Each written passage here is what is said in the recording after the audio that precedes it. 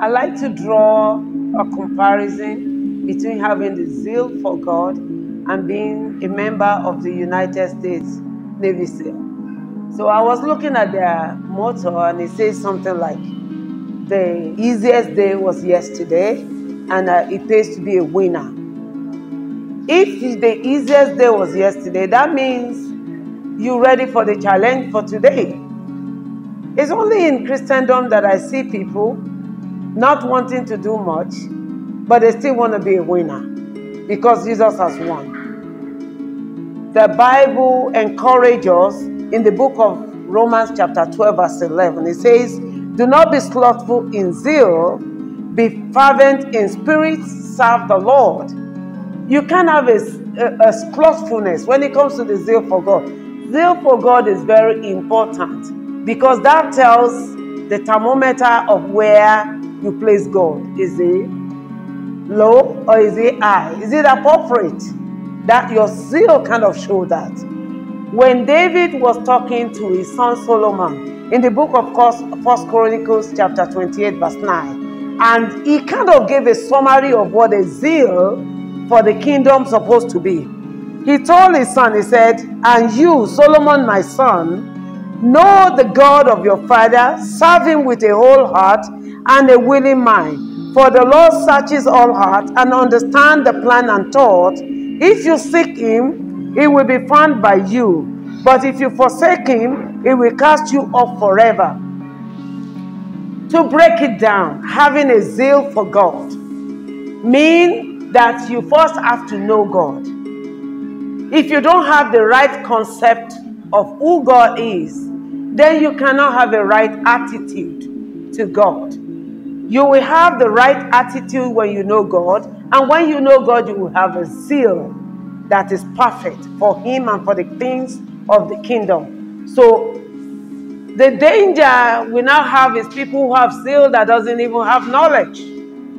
They will begin to take fights that doesn't belong to them. They will begin to do actions that is not appropriate for the kingdom. You have to have a zeal for God. You have to have knowledge of God to be able to have zeal for them. What is the second thing that David talked about? He said, first he said, have the knowledge of God, know God. Then secondly, he said, serve him with a whole heart. This is not negotiable.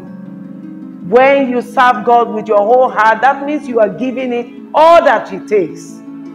It is very disheartening that you know that things of the physical gets more of our devotion. We think because of the mercies of God, we can do things of God shabbily.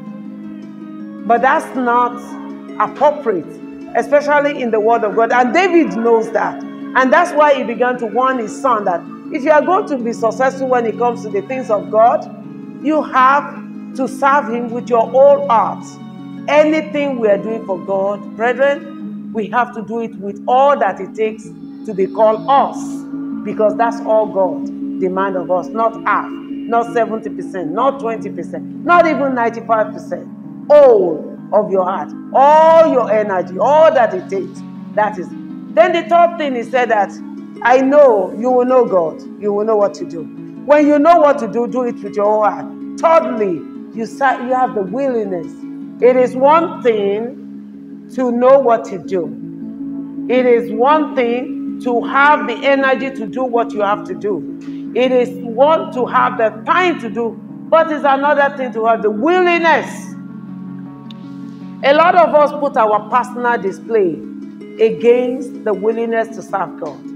I don't want to do this because I may be insulted. I don't want to go there because somebody may not appreciate what I am doing for God.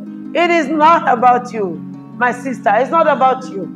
My brother, it's not about you. It's about the willingness to serve God in whatever it takes. So to have the zeal for God, you need to know God. You need to serve him with your whole heart. And you need to have the willingness at any time, in any way, to make sure you do it for God.